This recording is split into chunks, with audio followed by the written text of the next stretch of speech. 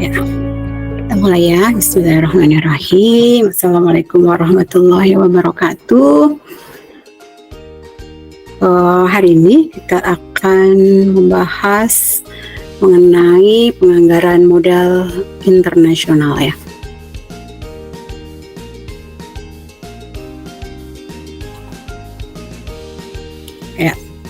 Jadi sebenarnya penganggaran modal internasional itu yaitu proses perencanaan dan juga alokasi sumber daya keuangan ataupun modal, tapi di antara negara-negara yang berbeda-beda ya, sehingga ini melibatkan pergerakan modal antar negara tentunya ya, untuk tujuan investasi, pembiayaan ataupun kegiatan bisnis lainnya ya yang terkait dengan penganggaran modal internasional ini. Dan ini tentunya melibatkan institusi keuangan, bukan hanya satu negara, bisa beberapa negara yang terkait. Kemudian investornya juga investor lokal maupun investor luar ya, dan juga tentunya perusahaan multinasional yang terkait di dalamnya ya. Nah, penganggaran modal ini sebenarnya bisa punya dalam beberapa bentuk gitu ya. Yang pertama yang akan kita fokus pada hari ini sebenarnya lebih pada investasi langsung asing atau foreign direct investment ya. Jadi investasi langsung asing ini ketika ada perusahaan atau investor dari suatu negara, dia itu membeli atau ingin mendirikan perusahaan di negara lainnya. Jadi ini bisa melibatkan kepemilikan langsung ataupun kontrol yang penuh ya terhadap perusahaan tersebut. Investasi ini merupakan aktivitas perusahaan yang mempunyai peran yang sangat kritis ya. Investasi merupakan kunci untuk meningkatkan nilai perusahaan yang juga berarti kemakmuran dari pemegang saham ya, karena kita tahu bahwa tujuan dari perusahaan yaitu meningkatkan kemakmuran dari pemegang saham, yang ini tercermin tentunya dari nilai saham dari perusahaan tersebut ya. Penganggaran investasi internasional ini mempunyai prinsip yang sama dengan penganggaran domestik, meskipun dengan beberapa pengecualian. Penganggaran internasional ini mempunyai kompleksitas yang lebih tinggi karena menyangkut mata uang asing dan situasi internasional yang berbeda dengan situasi domestik. Nah, ini tentunya memerlukan analisa yang lebih rumit ya, analisa yang lebih komprehensif ya untuk menentukan apakah suatu proyek dikatakan layak atau tidak ya. Nah, misalnya saja perusahaan di Amerika, dia ingin mendirikan pabrik di luar ya, misalnya di Tiongkok lah gitu ya, untuk memperluas operasi dari bisnisnya tersebut. Nah, ini merupakan contoh lebih pada investasi langsung di mana perusahaan induk yang di Amerika tadi, dia ingin mendirikan perusahaan di negara Tiongkok misalnya ya. Nah, nanti kita akan belajar setelah ini mengenai portofolio ya, atau investasi portofolio. Nah, kalau investasi portofolio ini dia lebih melibatkan pembelian pada aset-aset yang sifatnya finansial ya. Kalau yang penganggaran modal ini, pendirian pabrik, ini lebih pada aset-aset yang sifatnya tetap ya, karena ada pabriknya, ada asetnya, ada semua operasional perusahaannya ada di situ.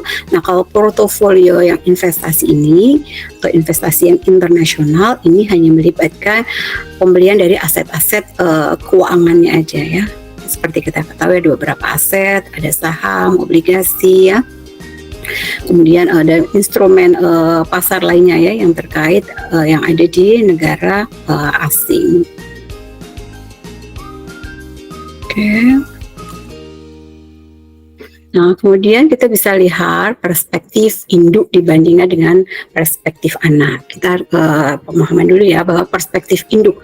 Perusahaan induk itu perusahaan yang di mana perusahaan awal tersebut berdiri. Misalnya perusahaan induknya di Indonesia. Kemudian perusahaan induk di Indonesia ini ingin memperluas operasional bisnisnya di misalnya Amerika. Jadi mendirikan cabang di Amerika.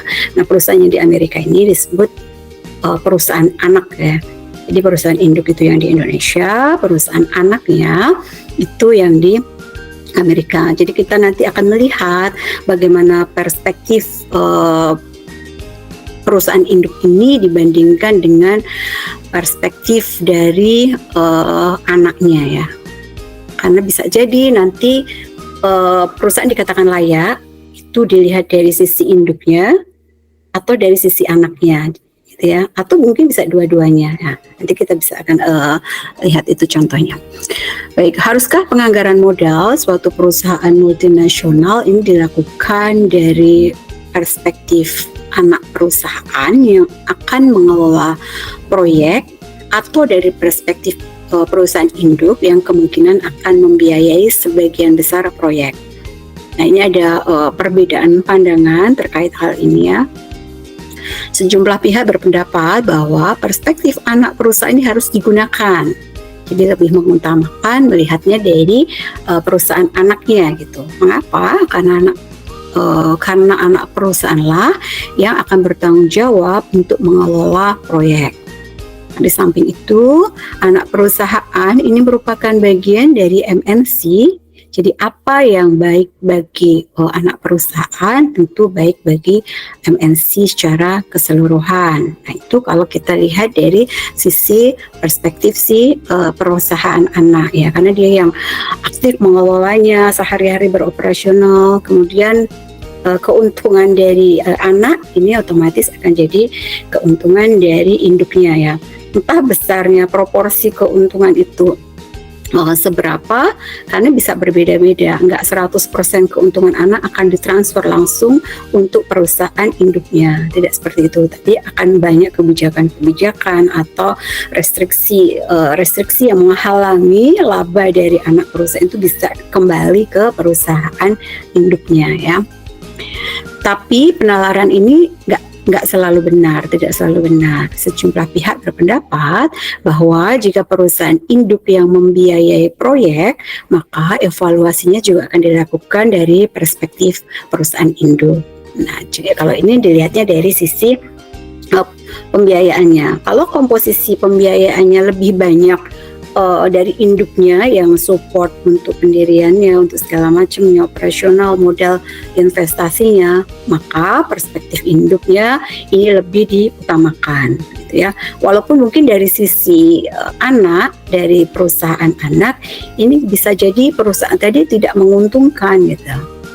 Tapi dari perspektif induknya menguntungkan, maka dianggap perusahaan tadi layak. Atau sebaliknya tadi di atas ya, dari perspektif anaknya menguntungkan, tapi bisa jadi dari perspektif induknya justru merugikan. Nah, itu ada banyak faktor yang terkait dengan hal ini ya. Ya, haruskah setelah pajak neto bagi anak perusahaan bisa berbeda secara substansi dari arus kas setelah pajak neto perusahaan induk? Perbedaan tersebut diakibatkan oleh beberapa hal atau faktor. Jadi yang tadi disampaikan, bisa jadi perspektifnya itu beda-beda gitu ya, ada yang menguntungkan, ada enggak. Nah, ternyata banyak faktor yang mempengaruhi tersebut. Nah, salah satunya adalah perbedaan tarif pajak ya. Jadi jika pemerintah negara induk mengenakan tarif pajak yang tinggi atas laba yang dipulangkan, proyek tersebut layak diimplementasikan dari perspektif anak perusahaan, tetapi tidak dari titik pandang perusahaan induk. Jadi jika laba yang dihasilkan suatu proyek ini dipulangkan ke perusahaan induknya, ini MNC perlu mempertimbangkan bagaimana pemerintah dari negara induk ini mengenakan pajak terhadap laba tersebut. Jadi biasanya pemerintah itu juga mengenakan pajak terhadap dana dari luar ya. Nah, kalau di sini pajaknya tinggi, ini tentunya akan merugikan perusahaan anak, ya kan? Karena otomatis banyak terpotong kan. Nah, sehingga kalau dilihat tidak menguntungkan kalau dari perusahaan induknya, karena dia jadi kecil untungnya di perusahaan anak tadi besar, tetapi karena ada potongan pajak setelah diterima perusahaan induk jadi lebih kecil gitu ya, sehingga dari perspektif anak bisa jadi perusahaan tadi menguntungkan, tapi dari perspektif induk sebaliknya tidak menguntungkan ya. Kemudian faktor yang kedua yaitu pembatasan pemulangan laba. Sebuah proyek yang akan diimplementasikan dalam negara yang pemerintahnya melarang sebagian laba anak perusahaan dibawa keluar negara tersebut. Nah, jadi ini bisa juga terjadi ya. Jadi pertimbangkan misalnya ada sebuah proyek ini diimplementasikan dalam suatu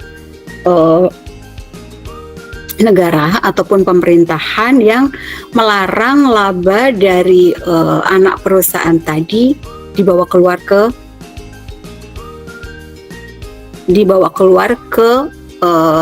keluar dari negara tersebut ya. Ya banyak faktor ya yang melarangnya ya. Bisa jadi ini akan merugikan negara tersebut ya. Bisa jadi kalau uangnya dibawa keluar, maka investasi di negara tersebut menjadi lebih kecil ya. Atau mungkin kalau harus dikonversi gitu, maka dia perlu mata uangnya jadi menurun ya, bisa menyebabkan mata uang dari negara induk ini, perusahaan anak ini menjadi turun labanya ya, sehingga perusahaan induk ini tidak mendapatkan keuntungan gitu ya, karena laba yang harusnya bisa diperoleh dari perusahaan anak ini jadi terhalang ya. Jadi kalau seperti ini dari perspektif anak perusahaan dia tetap bisa untung gitu ya, tetapi dari perspektif induk dia ruginya karena keuntungan dari anak tidak bisa dipulangkan gitu. Ini ada beberapa solusi mungkin yang bisa diberikan ya terkait dengan hal ini, karena memang beberapa negara membatasi hal ini. Nah, beberapa perusahaan itu menerapkan dia bisa meminta si anak perusahaan tadi untuk memperoleh dana investasi atau modal kerjanya itu dari pinjaman di negara tempat dia beroperasi gitu ya. Jadi perusahaan induk tidak membiayai untuk investasi dan operasionalnya, mungkin kalaupun membiayai dalam proporsi yang tidak besar, tetapi lebih disarankan perusahaan anak ini untuk meminjam dana dari negara tempat di mana dia beroperasi, sehingga kan kalau seperti ini dia tidak perlu memulangkan labanya bisa digunakan untuk membayar hutangnya ya. Itu merupakan bisa dijadikan salah satu solusi ya untuk mengatasi adanya restriksi ataupun kebijakan yang dilakukan oleh negara tempat perusahaan tersebut beroperasi. Kemudian yang ketiga, adanya pemulangan berlebihan.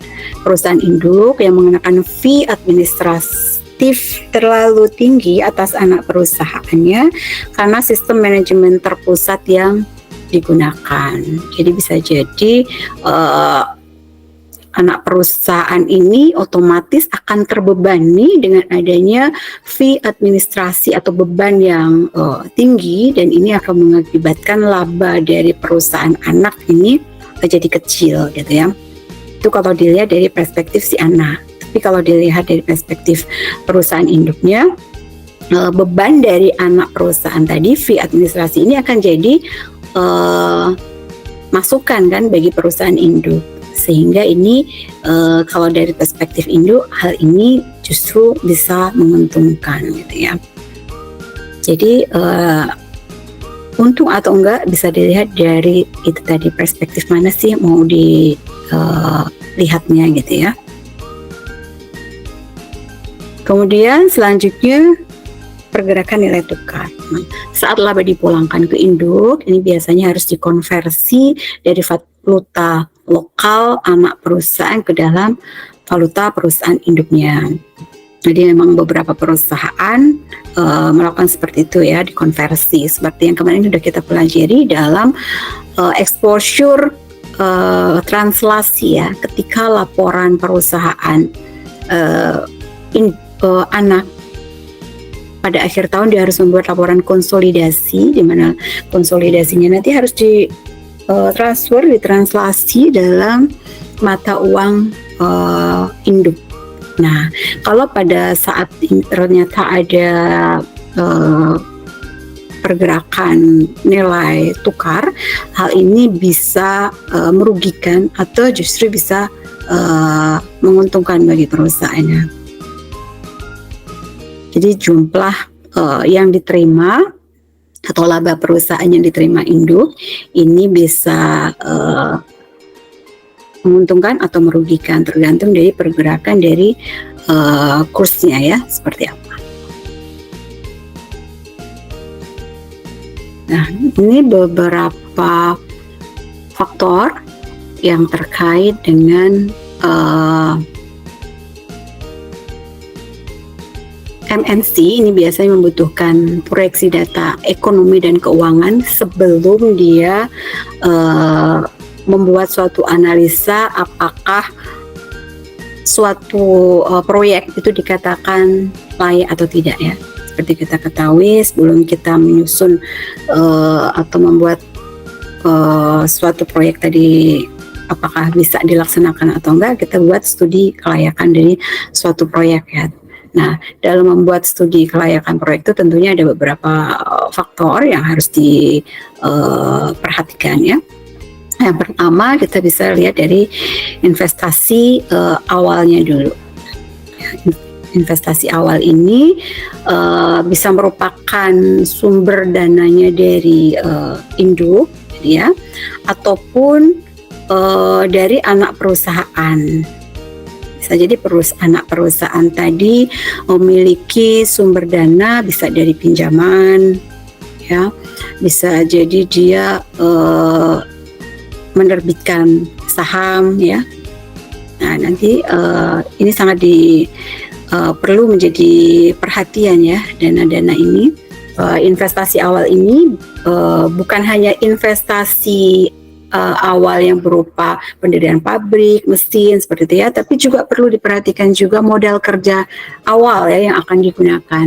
Ketika perusahaan mau berdiri kan pastinya perlu modal kerjanya yang digunakan untuk operasionalnya, misalnya untuk kebutuhan bahan bakunya, tenaga kerjanya ya, atau operasional sehari-hari perusahaan itu agar tetap bisa beroperasi ya. Kemudian yang kedua, perlu juga memperhatikan permintaan dari konsumen. Jadi di anggaran ketika kita mau menyusun anggaran, tentunya kita harus bisa memperhatikan atau membuat ramalan ya, berapa sih besarnya permintaan konsumen atas sebuah produk ya. Nah, ini tentunya harus bisa disusun secara akurat permintaan ini atau forecastingnya ya, sehingga hal ini akan berpengaruh terhadap nanti schedule dari penerimaan kasnya ya. Walaupun ini tentunya nggak mudah ya untuk membuat permintaan konsumen, prediksi dari permintaan konsumen atas sebuah produk ini, dan ini bisa ditentukan juga oleh faktor internal maupun faktor eksternal ya, di luar dari perusahaan. Kemudian yang ketiga, kita juga perlu memperhatikan harga jual dari produk yang akan diproduksi tersebut seperti apa ya. Kita bisa melihat mungkin dengan harga produk-produk saingannya yang ada di pasaran yang udah ada selama ini seperti apa harganya. Apakah kita mau sama atau mungkin lebih tinggi ataupun sebaliknya juga lebih rendah ya. Nah ini tentunya juga harus memperhatikan banyak faktor ya di dalamnya, termasuk mungkin harga dari bahan bakunya, kemudian harga dari tenaga kerjanya ya. Apalagi kalau pakai tenaga kerja asing ya, tentunya kita harus disesuaikan dengan harga bahan baku ataupun tenaga kerja lokal di negara perusahaan MNC tersebut berdiri. Juga perlu diperhatikan adanya inflasi ya. Inflasi ini juga harus diperhatikan karena ini juga sangat mempengaruhi nanti terhadap harga jual tersebut. Kemudian faktor biaya variabel ya. Biaya variabel ini biaya yang berubah-ubah ya sesuai dengan jumlah yang diproduksi. Misalnya tenaga kerja langsungnya, kemudian bahan bakunya, biaya-biaya variabel yang terkait langsung dengan jumlah produk yang akan dibuat ya. Ini juga perlu prediksi yang akurat. Nah, demikian juga ada biaya tetap. Nah, biaya tetapnya juga harus diramalkan juga ya. Kemudian usia dari proyek. Nah, usia proyek ini juga harus bisa ditentukan ya berapa lama proyek tersebut akan kembali ya. Payback periodnya ya, kita bisa gunakan payback period untuk menilai usia proyek itu berapa lama ya. Jadi nanti kita bisa lihat misalnya 5 tahun atau 10 tahun proyek tersebut baru akan kembali ya. Kemudian nilai sisanya atau nilai likuidasinya. Ini juga tergantung pada banyak faktor ya. Bisa jadi nilai sisa tersebut kecil atau mungkin ada kebijakan misalnya perusahaan tadi setelah berapa tahun akan jadi milik dari suatu negara tersebut. Nah, ini juga perlu dipertimbangkan ya kebijakan-kebijakan seperti ini ya. Misalnya di pemerintah di tempat negara tersebut bisa mengambil alih proyek misalnya, atau mungkin ada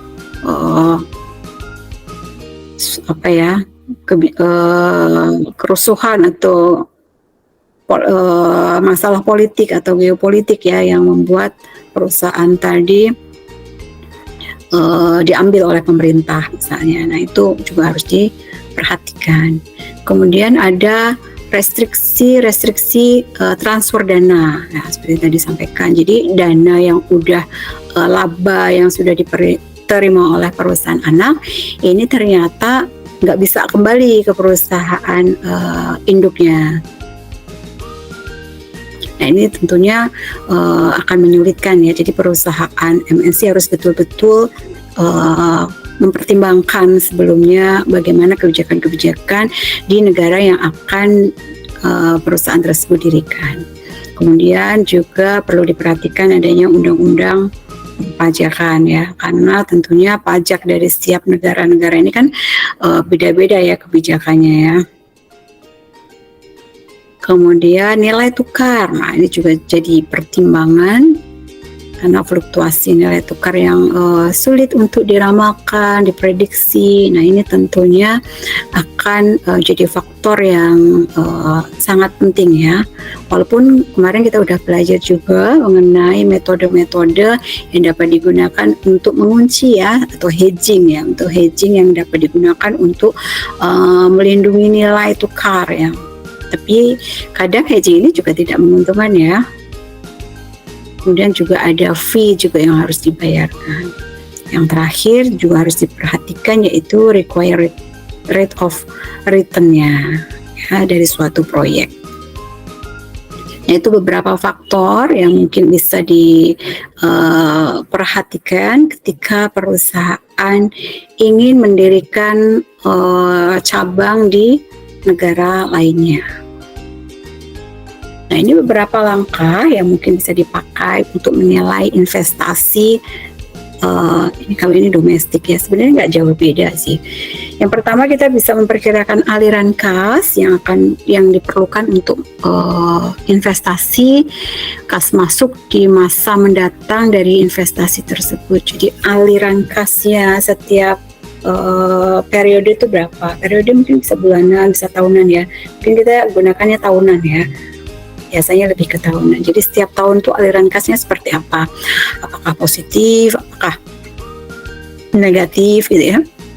Yang kedua, kita bisa menghitung tingkat keuntungan yang disyaratkan atau biaya modalnya, cost of capitalnya untuk investasi tersebut. Ini dipakai sebagai discount rate untuk menghitung present value aliran kasnya. Ya, semakin besar biaya modalnya, tentunya semakin kecil aliran kasnya ya, karena berbanding terbalik.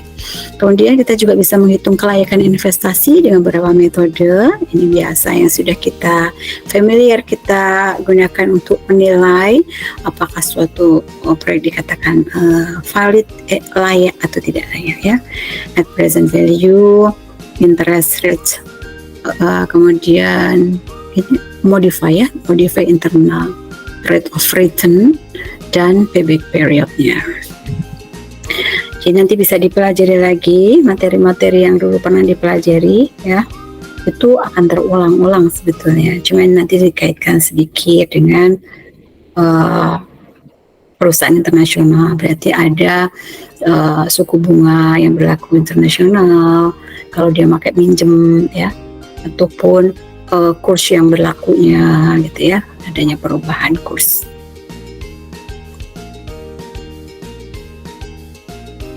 Kemudian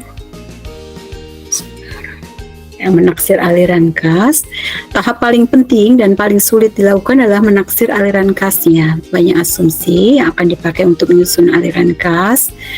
Jika asumsi tersebut tidak tepat, aliran kas yang diramalkan bisa melenceng jauh dari aliran kas yang terjadi. Jadi emang harus dibuat hitungan yang betul ya. Asumsinya juga harus tepat. Misalnya pinjaman modal, biaya pinjamnya berapa ya, itu harus diketahui dengan tepat. Pajaknya, karena kan ada pajak juga ya. Nah, semua itu harus dihitung dengan tepat agar kalaupun melenceng nggak akan jauh. Jadi bisa prediksi dengan tepat kira-kira proyek tadi layak atau tidak. Dan kalau layak, berapa yang misalnya berapa tahun pengembaliannya ya. Beberapa hal yang perlu diperhatikan dalam perkirakan aliran kas tambahan dari suatu proyek. Jadi di sini nanti selain aliran kas keuntungannya diperoleh perusahaan, ada aliran kas tambahan ya. Nah mungkin kalau di perusahaan domestik ini nggak ada, dan ini yang perlu diperhatikan dalam perusahaan multinasional. Aliran kas tambahannya mungkin bisa merupakan penjualan tambahan, yaitu suatu investasi akan membuka kesempatan baru atau aliran kas tambahan yang tidak akan diperoleh jika investasi tidak dilakukan. Tentu ya, semakin kalau perusahaan tadi buka cabang di luar, tentunya akan membuat pasar juga semakin luas ya, memberikan kesempatan perusahaan tadi untuk menjual produk-produknya di luar. Jadi kadang perusahaan juga sudah jenuh produknya untuk dijual di dalam negeri, sehingga coba dikembangkan untuk membuka pasar di luar negeri ya. Kemudian biaya kesempatan, nah ini juga jadi kalau perusahaan punya uang nganggur atau nggak dipakai misalnya, daripada kehilangan kesempatan, maka itu bisa digunakan perusahaan ya. Kemudian harga pasar, jika perusahaan melakukan transaksi internal, harga transfer akan mendistorsi analisis. Kemudian adanya fee, royalti, dan lisensi. Nah ini bisa dibebankan oleh kantor pusat atau proyek. Bagi proyek fee semacam ini merupakan biaya, tapi merupakan aliran kas masuk bagi kantor pusat. Jadi perusahaan-perusahaan induk itu biasanya mengenakan bisa fee, royalti ataupun lisensi untuk perusahaan-perusahaan anaknya ya, berapa persen gitu ya. Nah ini beban bagi perusahaan anak, tetapi sebagai pendapatan ya bagi perusahaan induknya. Kemudian evaluasi kelayakan investasi kita bisa gunakan yang biasa kita gunakan yaitu net present value ya. Metode terbaik untuk menghitung evaluasi kelayakan investasi adalah net present value, di mana dirumuskan seperti ini. NPV sama dengan minus dari investasi awal atau investasi yang pertama kali dikeluarkan, misalnya untuk beli pendirian pabriknya, beli mesinnya, dan settle pabriknya dan segala macam ya. Jadi investasi awalnya makanya ditandain minus. Plus jumlah sum dari kas masuk untuk periode I. Nah, periodenya ini I sampai dengan berapa tahun nanti, misalnya proyeknya tadi berapa tahun, bisa 5 tahun, 10 tahun, 25 tahun ya. Jadi ini dibuat aliran kasnya per tahun sebanyak umur proyek tersebut ya. Aliran kas masuknya C dibagi dengan biaya modalnya. Biaya modalnya berapa ya. Nah, ini biasanya sudah ditentukan biaya modalnya. Jadi nanti tinggal dihitung aja aliran kasnya. Apakah aliran kasnya ini nanti setelah dijumlahkan, misalnya 10 tahun, kemudian dikurangkan dari pengeluaran investasi awalnya, seperti apa? Kalau ternyata positif, berarti proyek tersebut layak untuk dikerjakan. Tapi kalau negatif, maka perusahaan harus memikirkan lagi. Berarti belum layak proyek tersebut dilaksanakan ya kan? NPV, jadi dilihat nanti dari positif atau negatifnya ya. Kemudian selain NPV ada APV, Adjusted Present Value. Nah, ini dirumuskan sebagai berikut ya. Sebenarnya sama dalam APV ataupun NPV. Kalau dalam APV ini dia memperhatikan biaya modal rata-rata tertimbang ya. Karena biaya modal itu bukan hanya modal sendiri, bisa juga dari hutang ya. Bisa dari saham, kalau modal sendiri bisa dari saham, bisa laba ditahannya yang digunakan untuk investasi, bisa dia pakai saham atau bisa pakai utang gitu ya, atau mungkin di sini ada subsidi. Nah, ini rumusnya seperti ini ya. MNCO atau investasi awal ditambah jumlah dari aliran kas masuknya, semuanya sama aliran kas masuk. Nah, cuma di bawahnya yang bedakan adalah biayanya. Kalau KS ini berarti biaya modal dari saham ya. Kalau KD biaya modal dari hutang atau debt dari hutang. Kalau dari hutang berarti ada interest yang harus dibayar, ada bunga yang harus dibayar ya. Kemudian misalnya ada subsidi. Nah, ini juga perlu dipertimbangkan ya. Subsidi, untuk biaya subsidi itu biasanya dihitung biaya modalnya dari biaya hutangnya, besarnya. Samakan.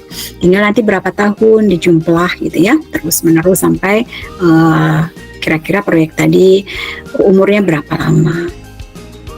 Metode FPV ini mempunyai analogi dari model penilaian perusahaan yang dikembangkan oleh ya, Moody Miller. Penggunaan APV mempunyai keuntungan karena analisis dilakukan melalui beberapa tahap. Pertama, investasi dianalisis dengan menggunakan biaya modal saham. Jadi yang pertama milik sendiri dulu saham ya, tanpa memperhitungkan manfaat-manfaat tambahan yang berkaitan dengan investasi tersebut. Jika APV-nya positif, berarti sudah layak perusahaan ya. Barangkali manfaat tambahan tidak perlu dihitung. Jadi kalau udah positif ya udah, berarti udah oke, tinggal jalan aja. Tapi misalnya terjadi APV-nya itu negatif, kita bisa tidak langsung menjudge bahwa perusahaan tadi tidak layak. Kita bisa melihat mungkin perusahaan tadi ada manfaat-manfaat lain yang perlu dipertimbangkan ya. Nah, proyek tersebut merupakan proyek yang baik, tapi jika FVP-nya negatif, manfaat-manfaat tambahan perlu dihitung dan juga perlu dijumlahkan ya. Jadi tadi ya, kalau kita lihat negatif, jangan langsung dijudge ini nggak layak nih gitu ya, tapi perlu kita lihat manfaat-manfaat tambahan. Apa aja manfaat tambahannya? Banyak ya, nanti kita akan lihat. Kemudian penyesuaian terhadap resiko politik dan ekonomi ini juga perlu dipertimbangkan dalam MNC. Analisis risiko politik dan ekonomi. Perusahaan umumnya lebih menyukai untuk menanam investasi di negara yang mata uangnya relatif stabil, perekonomiannya sehat, dan peluang risiko politiknya juga cenderung kecil. Tentu ya, ini menjadi impian bagi perusahaan MNC untuk memilih negara-negara yang baik semuanya ya, ekonominya, politiknya, sehingga nyaman untuk berusaha.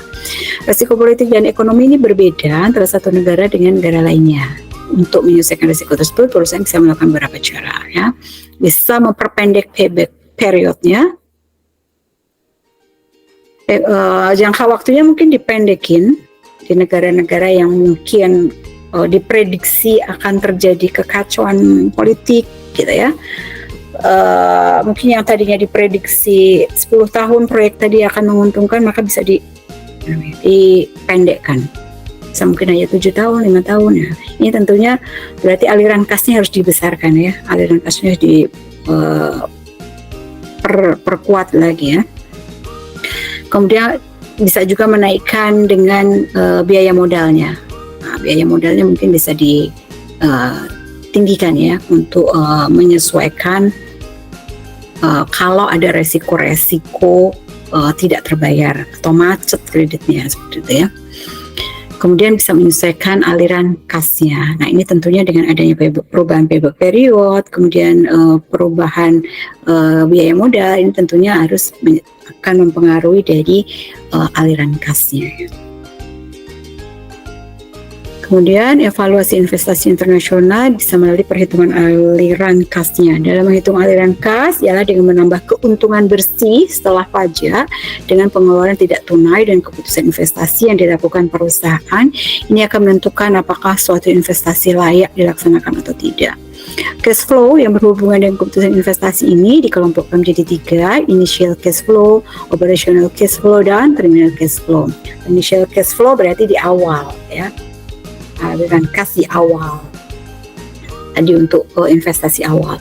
Kemudian operational cash flow, operasional perusahaan sehari-harinya, yaitu bisa beberapa tahun lamanya ya tadi ya.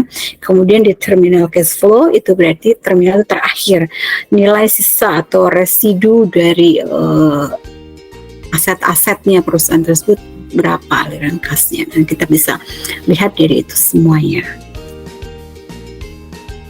Nah, ini ada kasus yang mungkin bisa membantu kita memahami seperti apa sih proses penganggaran modal perusahaan.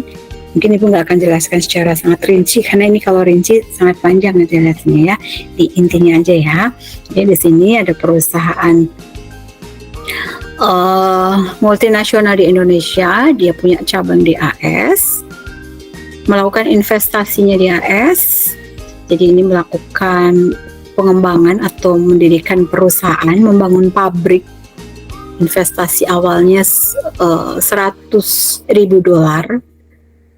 ini untuk beli pabrik, peralatan, dan macam-macam ya. Jangka waktunya 5 tahun ya, 5 tahun. Kemudian ini kita dibikin ramalannya, sales forecastingnya. Kita dulu pernah belajar penganggaran perusahaan, kita harus pandai ya membuat sales forecasting ini ya.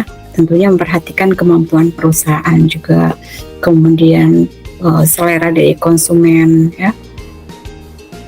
Penjualan tahun pertama 1.000 unit, kemudian ini bertumbuh, perusahaan tadi diprediksi tumbuh setiap tahunnya, penjualannya naik 10 per tahun, 10%. Kemudian harganya $50,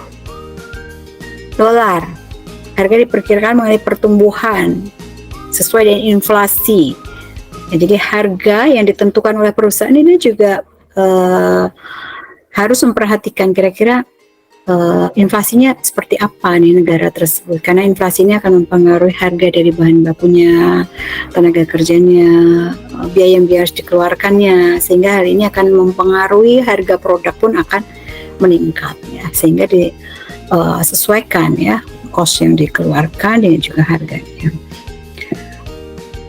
Inflasinya 5%, jadi kenaikannya nanti harganya juga akan 5%. Perhatikan untuk soalnya ya.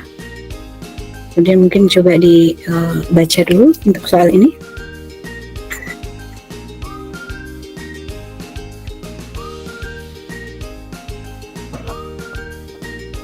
Jadi dia perlu modal 30%, 10%-nya dari utang,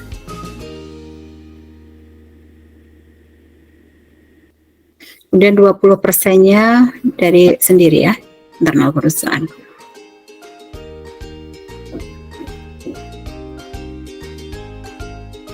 Kemudian investasi modal kerjanya yang dipakai untuk operasional itu 10.000 tahun pertama, tahun keduanya 11.550. Itu totalnya ya. Jadi bukan penambahan tapi totalnya sebesar segitu, sehingga penambahannya 1.150.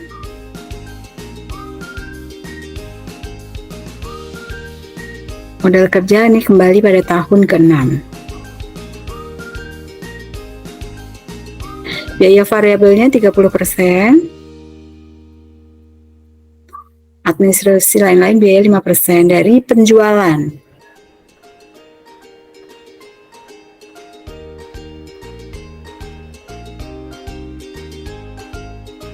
Ada di sini kantor pusat membebani biaya lisensinya 20% dari penjualannya.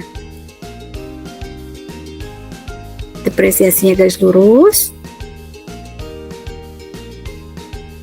Nilai mesinnya 100.000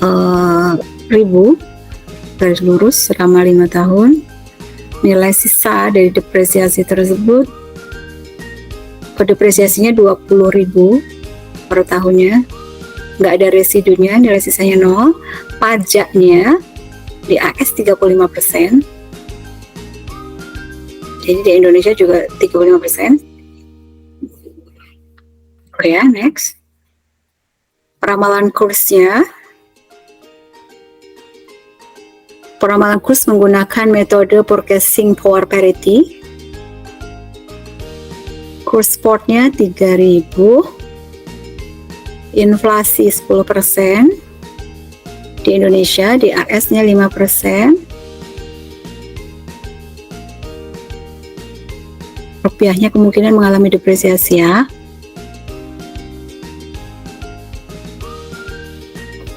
Oke, ini sebenarnya sudah ditentukan nanti di soal. Oke, selanjutnya soalnya jadi agak cukup panjang.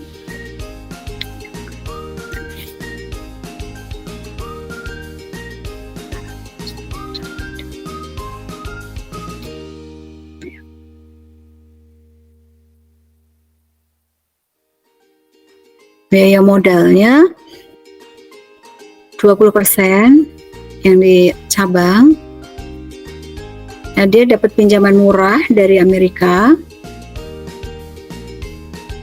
sebesar 22.000. Jangka waktu 5 tahun, bunganya hanya 4%.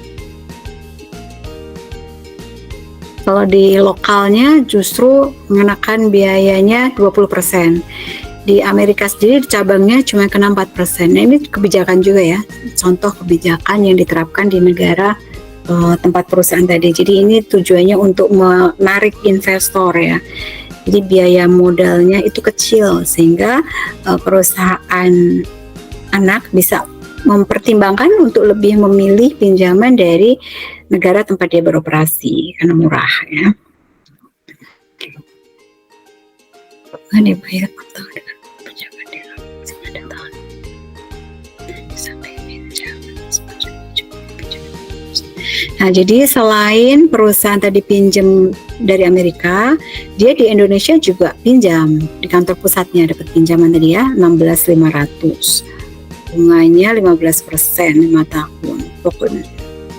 Nah, tahun kelima semua selesai.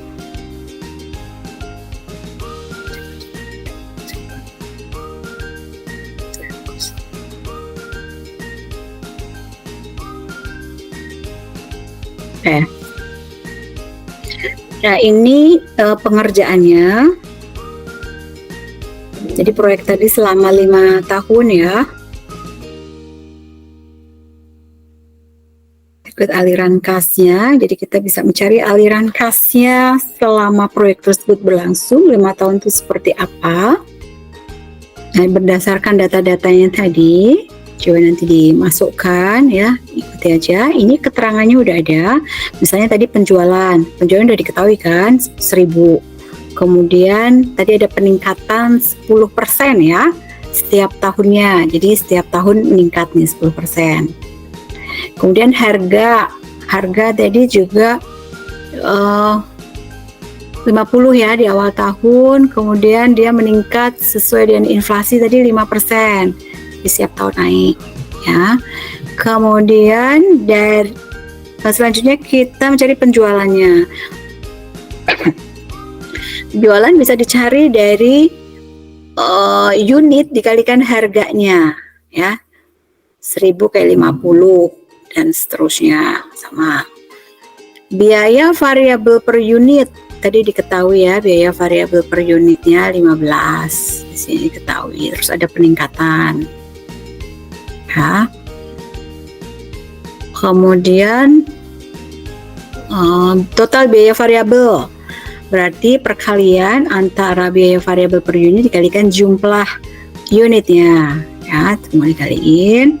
Lisensi merupakan biaya kan sebesar 20% dari penjualan. Jadi 20% kali total penjualannya ini 50.000. 20% kali 50.000 dan seterusnya. Biaya lainnya 5% dari penjualan, berarti 5% kali 50.000 dan seterusnya. Tahun sama. Depresiasinya tadi garis lurus. Setiap tahunnya sama 20.000. Nah, langsung tulis semua 20.000 sama. Sehingga kita bisa mencari biaya totalnya. Biaya total bisa dicari dari atasnya tadi. Nah, kalau bingung nanti bisa lihat di penjelasan bawahnya ya. Ya, biaya total terdiri dari apa aja? Baris kelima berarti biaya variabel ditambah baris ke-6 lisensi itu merupakan biaya juga, kemudian biaya lainnya ditambah depresiasi, itu biaya-biayanya ditotalin semua. Baru setelah itu dicari laba sebelum pajaknya akan ketemu, yaitu penjualan dikurangi dengan biaya-biayanya akan ketemu laba sebelum pajak, kemudian dikurangi pajaknya. Pajaknya tadi untuk di Amerika maupun di Indonesia sama 35%, cari masing-masing. 35%-nya dari keuntungannya. Kemudian laba sudah pajaknya akan ketemu. Kemudian cari tadi investasinya di awal adalah 100.000 ya. Jadi ini adalah C0 ya, atau investasi di awal. Makanya di sini tulis minus 100. Kemudian tadi juga ada modal kerjanya. Modal kerja pertama 10.000, kedua tadi udah ditentukan di soal ini ya, tinggal dimasukkan. Kemudian dicari penambahan dari modal kerjanya. Penambahan modal kerjanya atau investasi modal kerja ini adalah selisihnya ini masuk ke sini. Jadi 11.500 dikurangi 10.000 jadi sekian. 1790 ini berasal dari 13.340 dikurangi 1550 dan seterusnya ya. Kemudian aliran kas dalam dolar akan ketemu. Kemudian kursnya. Nah, kalau kita mencari aliran kas dalam rupiah, tinggal kita kalikan kursnya. Nah, dari sini terlihat aliran kasnya proyek ini. Nanti ditotalin semuanya ya. Setelah ditotal, misalnya 6 tahun sampai 6 tahun ditotal, baru kita jumlahkan dengan investasi tadi di awal berapa. Nah, kemudian kita lihat apakah positif atau negatif untuk mengetahui layak atau tidaknya aliran kas investasi di perusahaan yang di Amerika. Jadi nanti kalau coba dilihat lagi di PPT-nya ya, dibuka di PPT-nya, dipelajari. Nah, kalau masih belum jelas, ada yang kebingungan angka yang dari mana, nanti bisa lihat di sini. Sebenarnya di sini emang ada angka-angka yang tidak tepat ya, salah ngitungnya, tapi nggak terlalu besar. Jadi ada beberapa yang typo ya, salah ketik kayaknya. Oke, pinjaman dalam bentuk rupiah ini terusan dari soal ya. Pinjaman dalam bentuk rupiah dikembalikan dalam bentuk rupiah juga ke kantor pusat. Tadi pinjam ya 16.500.000 dalam rupiah. Karena rupiah diperkirakan mengalami depresiasi terhadap dolar, pinjaman karena depresiasi rupiahnya, maka bunga nominal 15% akan mempunyai nilai efektif yang lebih kecil dari 15%. Berdasarkan fenomena cabang. Berikut perkiraan aliran kas dalam dolar yang diperlukan untuk membayar pinjaman kantor pusat IRR yang merupakan ukuran tingkat bunga pinjaman efektif. Jadi kalau kita pinjam 15%, kemudian ternyata terjadi depresiasi atau penurunan nilai, otomatis bunga yang kita bayar jadi lebih kecil, ya kan? Secara real bunga nominal tuh bunga yang tercantum. Kalau bunga efektif itu bunga real yang kita bayarkan, otomatis menjadi lebih kecil daripada yang seharusnya. Nah, kita hitung itu ya. Oke, kalian mungkin masih ingat cara menghitung IRR ya, internal rate of return. Dia pakai trial and error, coba-coba yang mendekati angka tersebut gitu ya. Nah, ini proses penghitungannya, nanti bisa dicek cara penggunaannya, cara menghitungnya. Nah, di sini secara singkat aja IRR diketahui sebesar 11% cara ngitungnya ya. Jadi sebenarnya walaupun dia pinjam 15% tadi nominalnya, sebenarnya efektifnya internal rate of return-nya hanya 11% bayarnya, tingkat biaya yang dikenakan. Jadi intinya sebenarnya menguntungkan ya kalau dia punya utang. Depresiasi tadi memang kalau dilihat merugikan, nilai kursnya jadi turun, tapi kalau dia punya utang, utangnya juga jadi lebih kecil pembayaran bunganya ya. Nah, setelah memperoleh informasi tersebut, kita bisa menghitung biaya modal rata-rata tertimbang untuk cabang dan perusahaan pusat. Jadi emang ini agak panjang ya proses menghitungnya, karena tadi udah turun. Jadi kita bisa lihat di pinjam di Indonesianya, terus kita hitung pinjaman tadi di luar negerinya. Di Amerika kan juga tadi pinjam dengan bunga 4%. Ya, kita hitung masing-masing berapa sebenarnya WACC. Masih ingat ya WACC ya, weighted average cost of capital atau biaya modal rata-rata tertimbang jadi kumpulan seluruhnya dari utang, dari sahamnya, dari yang dapat pinjaman dari Amerika tadi juga berapa. Nah, itu dihitung semuanya ya. Sehingga singkatnya biaya WACC-nya ternyata perusahaan ini sebesar biaya rata-rata tertimbang sebesar 17,5%. Nah, setelah biaya modal rata-rata tertimbang dihitung, angka-angka tersebut kemudian bisa dipakai untuk menghitung NPV. Jadi NPV-nya dihitung pakai WACC ya. Ada 2 tahap dalam analisis tersebut, yaitu sudut pandang investasi tersebut, proyek itu dilihat dari kantor dari proyek yang di Amerikanya, anaknya, dan dari sudut pandang kantor pusatnya, berarti yang di Indonesianya. Nah, ini ya cara untuk melihatnya dari sudut pandang mana. Dari sudut pandang proyek yang pertama itu sebesar tahun ke-6 sebesar, langsung aja ya, nanti kita lihat di paling bawahnya. Setelah mengikuti proses aliran kas ini, kita bisa lihat NPV dari sudut pandang proyeknya sebesar 23,523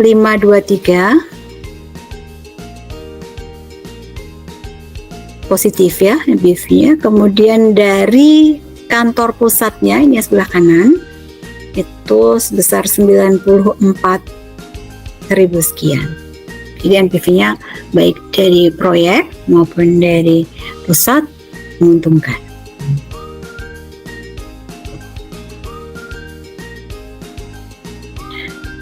Evaluasi dengan adjusted NPV.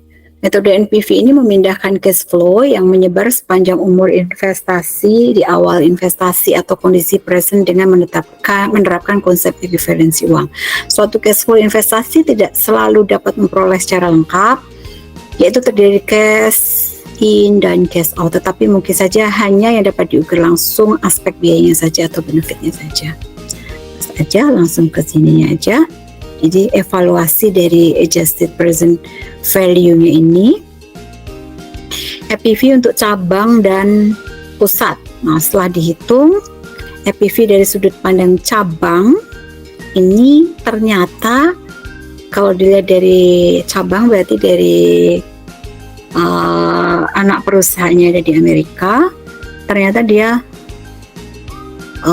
minus.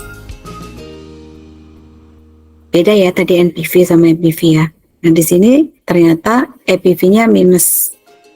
Berarti kalau dilihat kayak gini aja kayaknya nggak untung ini perusahaan ini ya.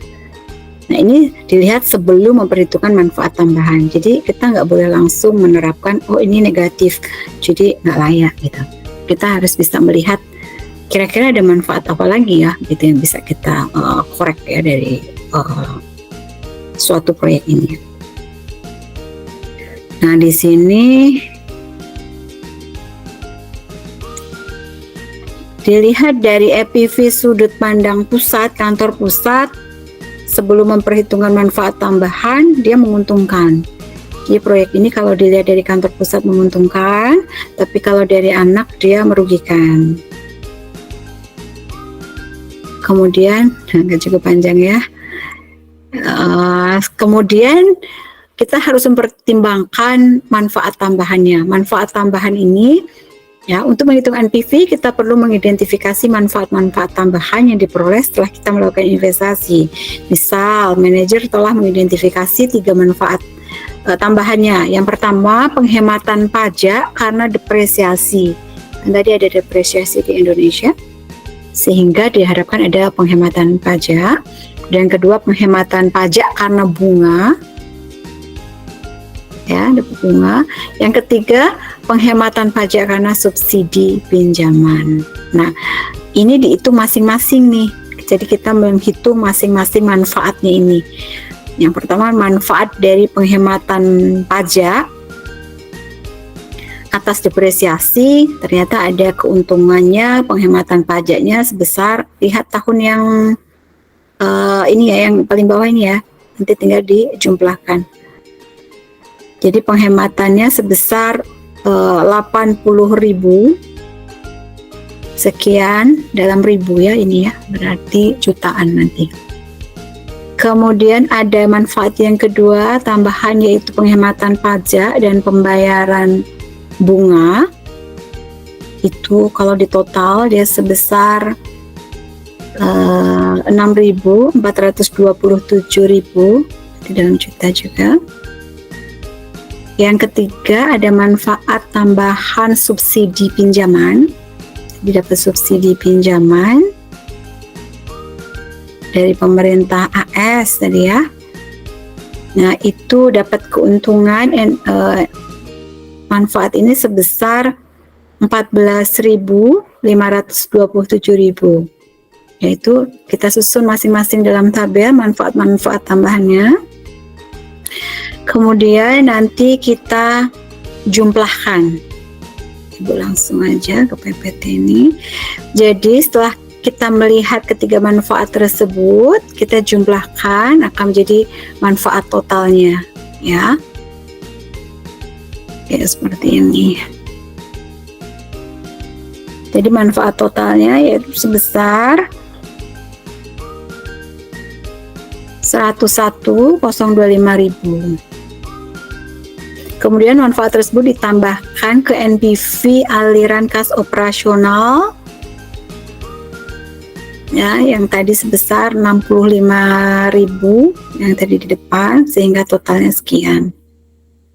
Nah, setelah memperhatikan atau memperhitungkan manfaat tambahan, ternyata diperoleh NPV-nya jadi positif. Ini kalau dilihat dari dua-duanya ya, jadi udah menguntungkan. Jadi proyek tadi setelah dihitung dari NPV-nya di awal tadi, ternyata kalau dilihat dari sisi induk dia menguntungkan, dari sisi anak merugikan. Tapi ternyata ada beberapa manfaat yang harus dieksplor lebih jauh. Misalnya tadi ada depresiasi, sehingga ada pengurangan dari pajak dan juga dari bunganya. Nah, itu harus diperhitungkan. Sehingga setelah diperhitungkan beberapa manfaat yang tadi dihitung kembali, ternyata FEV-nya menjadi positif. Demikian ya. Sehingga proyek ini bisa dikatakan layak untuk dilaksanakan, baik dilihat dari sisi induk maupun dari sisi anaknya. Oke, itu sekilas mengenai penganggaran modal internasional. Silahkan nanti kalau masih ada yang belum jelas untuk dilihat lagi di PPT-nya, dan juga mungkin nanti disesuaikan dengan di videonya ya. Semoga materi ini bisa dipahami dan bisa memberikan manfaat buat kita semua. Jangan lupa untuk like dan subscribe. Terima kasih. Wassalamualaikum warahmatullahi wabarakatuh.